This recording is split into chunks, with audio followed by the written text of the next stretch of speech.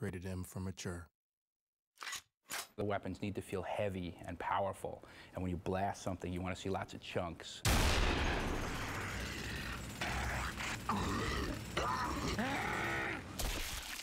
The way that the player interacts in Gears of War is by shooting the world. That's essentially his virtual hand.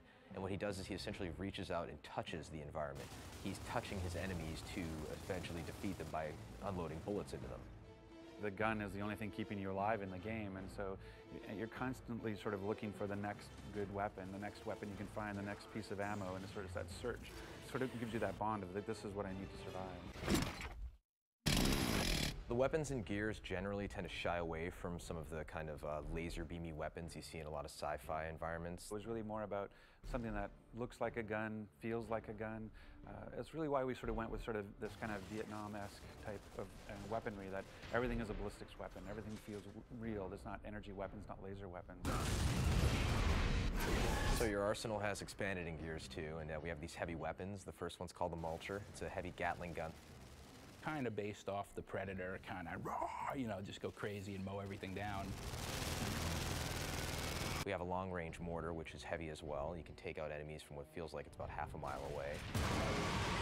Again, you have to plant it and you have to crank it to get to whatever trajectory you're going to shoot. We have the Scorcher, which is our take on a flamethrower. If you reload the gun perfectly, the shot goes further and it burns your enemies to a crisp, and there's much screaming and rejoicing when that happens.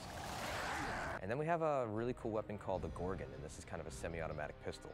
And this works well because you can take your enemy hostage and then grab this pistol and essentially take them out in a very quick and dirty fashion. I've added a new grenade, which is the poison gas grenade, what we call the ink grenade.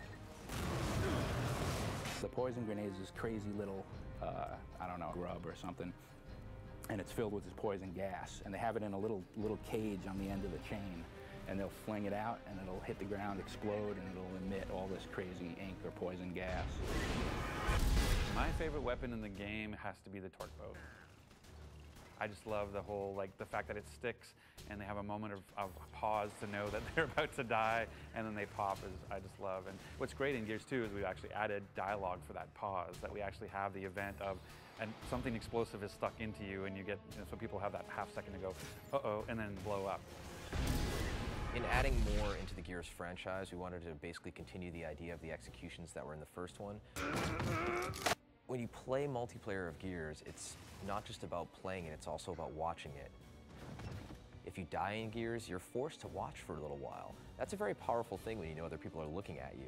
And if you knock your enemy down, he's trying to crawl away, and you have an option to do all sorts of cool, nasty, hideous things to him, you're going to do it, and you're going to get a good reaction from the crowd.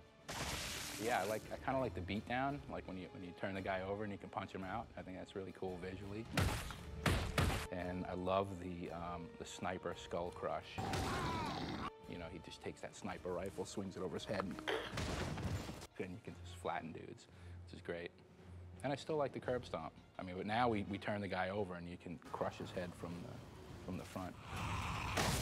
One of the ways we were trying to incentivize gamers in the first Gears to use some of the chainsaws moves and some of the executions was to put them in God mode, essentially. Starting Gears 2, nobody was a fan of that idea. They didn't want players to be protected at all when they were doing an execution. So actively, when you're playing the game and somebody is in front of you and you want to show off for your friends and do a cool execution, you're making a choice that this is going to take 2.5 seconds to pull off, and you better make sure that the area is clear before you show off.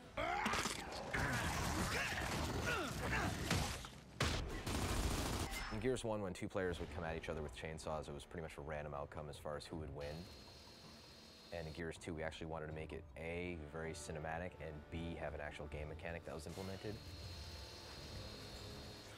The bottom line is when two characters in Gears engage in a chainsaw duel, it lasts basically 2 seconds tops. Sparks are flying, you know, they grunt, and then it's over. And we're like, you know, all we basically have time for is just a quick button mash. So let's see, you know, how many times a person could hit B, and then whoever wins, wins. One word, blood. It's a bigger game.